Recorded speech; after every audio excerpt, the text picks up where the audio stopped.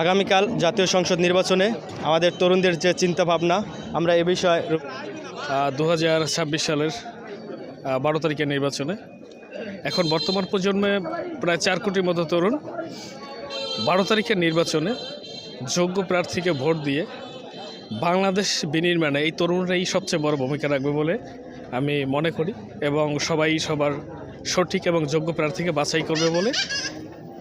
বাছাই করে বিচক্ষণতার পরিচয় দিবে বলে আমি মনে করি। আগামীকালকে যে নির্বাচনে তরুণদের কী চিন্তাভাবনা? ধন্যবাদ।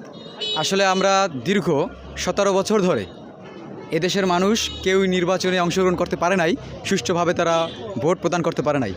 এই ফ্যাসিস্ট সরকারকে পতন করে আমাদের তারুণ্যের যে উৎসব, সেটা হয়েছে কালকে আমাদের 12 তারিখের নির্বাচন।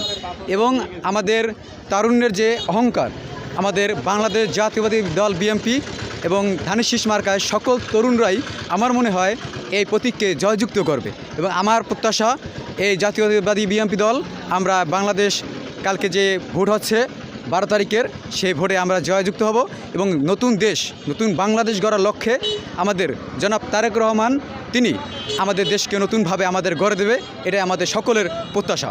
এবং এই দুমকি উপজেলার মানুষের সকলের প্রত্যাশা। এবং আমি একটা মেসেজ দিতে চাই, যেটা পটুয়াখালী 1 আসনে জনাব আলতাফ হোসেন চৌধুরী, যিনি আমাদের ধানের শীষ প্রতীক লড়ছেন। আমি পটুয়াখালী জেলা দুমকি উপজেলা থেকে আমি সোহেল তালুকদার, দৈনিক আলোকিত পটুয়াখালী থেকে ছিলাম। সবাইকে ধন্যবাদ।